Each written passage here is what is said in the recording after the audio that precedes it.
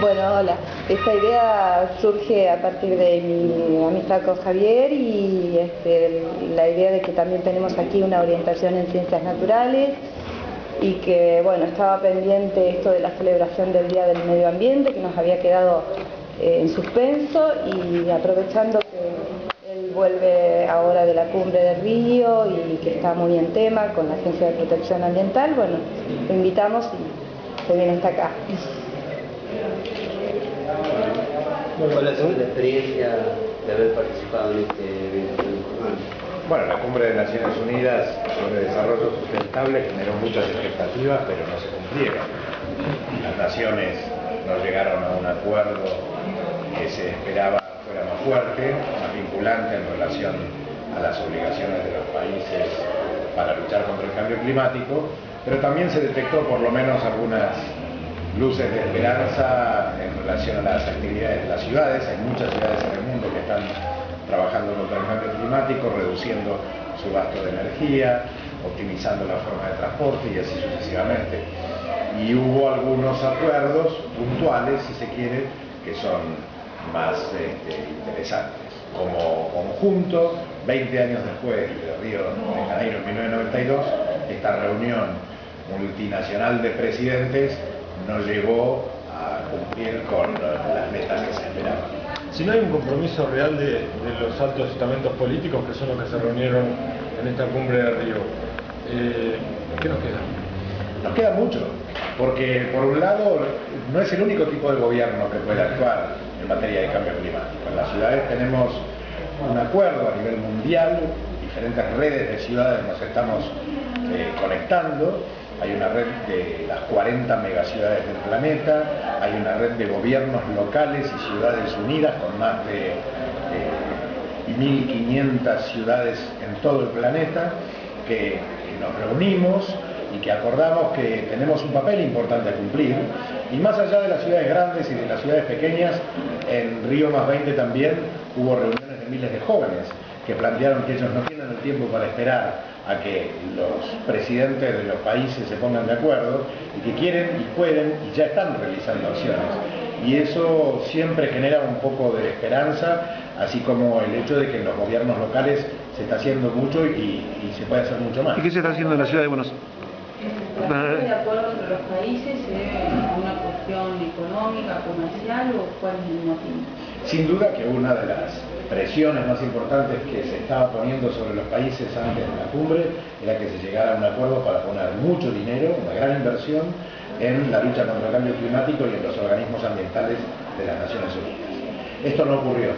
¿Por qué no ocurrió? Hay que entender que también la semana anterior, la semana de Río +20, fue la reunión de G20, es decir, la cumbre mundial sobre la crisis económica, y allí los países que normalmente son ricos les pidieron plata a los países que normalmente no son ricos.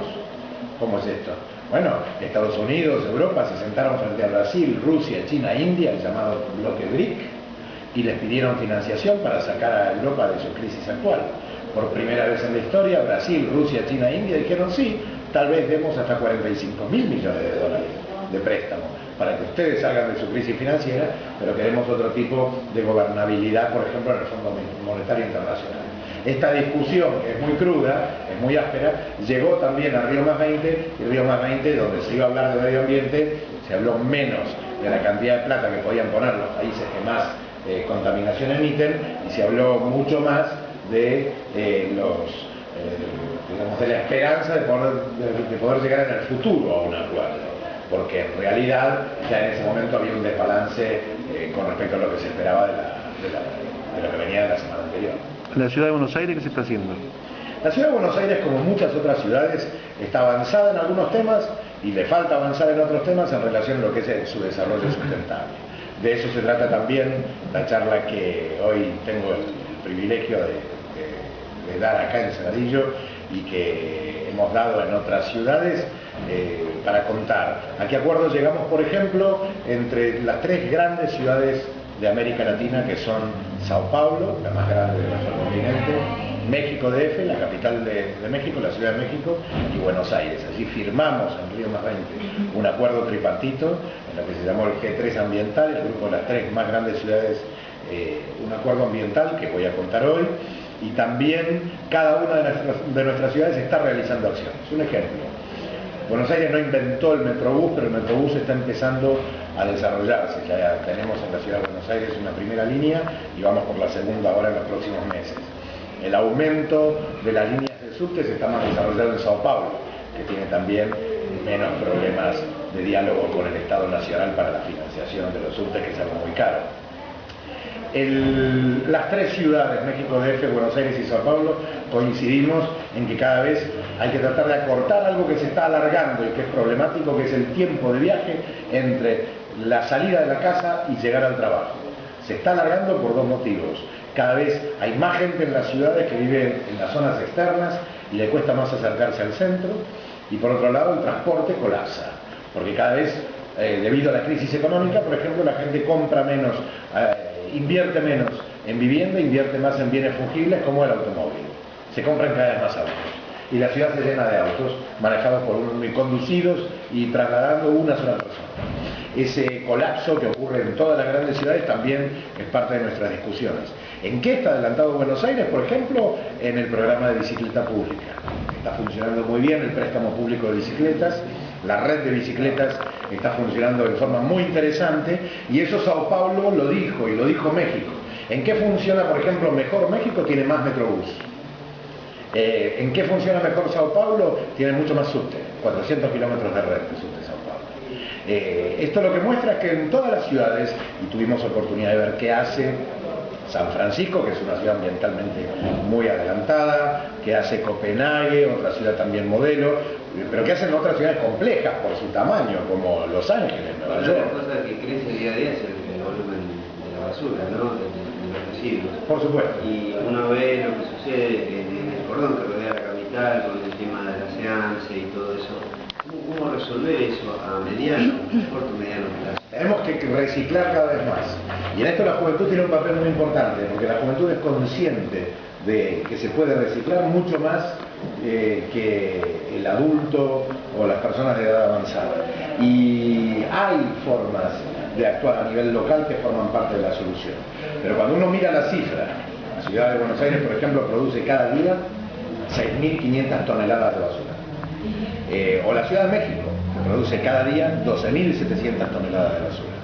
Allí uno inevitablemente tiene que tratar de encontrar, además de una gran participación social en el reciclado y en la separación domiciliaria de lo que se puede reciclar de aquello que no se recicla, también hay que encontrar soluciones industriales para poder cumplir con el objetivo que todas las ciudades nos ponemos de enviar cada vez menos basura al relleno. Claro que esto no se puede resolver en un día, y sería una barbaridad pretender cortar ese relleno en cuestión de semanas. Por ahí es crudo lo que voy a decir, pero digo, esto no es perjudicial cuando cada día se hacen más edificios, cada día vive más gente en Buenos Aires, no va en detrimento de esto de lo que está hablando usted. ¿No habría que por ahí limitar la cantidad de habitantes que tengan en una superficie cuadrada?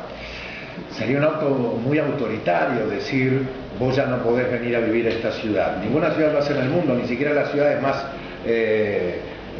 digamos, ni siquiera las ciudades capitales de sistemas extremadamente antidemocráticos. Uno no puede poner un freno a que la gente venga, pero es cierto lo que decís en términos de que hay que tener una estrategia que incentive el desarrollo de economías regionales, que incentive el hecho de que aparezcan los mismos atractivos o parecidos a los que ofrece el centro de una ciudad grande, a que también ocurran en una ciudad pequeña o mediana. Nuestro planeta está empezando a estar recubierto de una capa cada vez más opaca. Antes era más transparente, podríamos decirlo así. Al ser opaca, cuando viene la luz del sol, se queda adentro, rebota varias veces entre la Tierra y la atmósfera, y por lo tanto calienta más la superficie terrestre. Antes lo que pasaba, cuando no existían tantos gases, es que el rayo del sol llegaba y salía hacia el espacio, y lo que nos quedaba era un poco de calor, pero no tanto calor como el que los científicos del mundo dicen que ahora empieza a juntarse. ¿Qué significa esto en nuestras vidas? Un cambio dentro de 100 años, dentro de 200 años, dentro de 300 años. Probablemente los mayores cambios se vean dentro de 100 o 200 o 300 años. Pero entonces, ¿por qué nos importa que se arreglen las generaciones futuras dentro de 300 años? No, esa no es la forma de verlo. En una discusión sobre el futuro de nuestro planeta tenemos que pensar por las próximas generaciones. Para colmo, peor noticia, en los últimos años, los científicos del mundo, reunidos en un panel intergubernamental sobre cambio climático, llegaron a una conclusión. Se empiezan a ver los cambios ahora. Y eso significa que ya no solamente a los chicos jóvenes les estamos dejando un planeta peor, sino que además también lo vamos a sufrir nosotros, los grandes. ¿Peor en todos los sentidos? No, tampoco. Algunas zonas, cuando aumenta la temperatura del planeta, algunas zonas sufren impactos muy graves y otras tal vez tienen interesantes oportunidades. Les voy a dar un ejemplo. Imaginen una Argentina más cálida.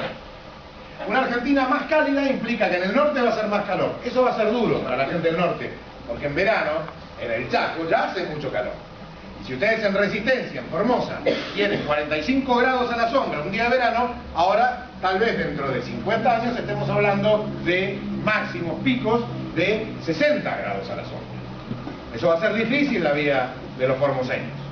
Pero en Patagonia, donde hace normalmente mucho más frío, lo que va a haber tal vez sean temperaturas más templadas.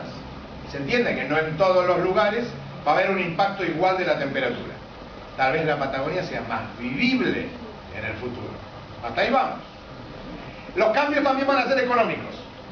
Nuestra pampa, nuestra llanura pampeana, ha sido la que ha generado la riqueza de este país con la agricultura y con la ganadería.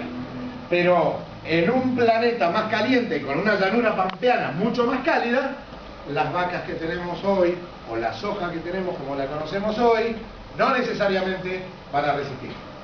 Y vamos a tener que tener otros cultivos. Y tal vez una zona de borde pampeano, como puede ser el comienzo norte de la Patagonia, tal vez esa zona, si podemos adaptar sus suelos, pueda ser más productiva.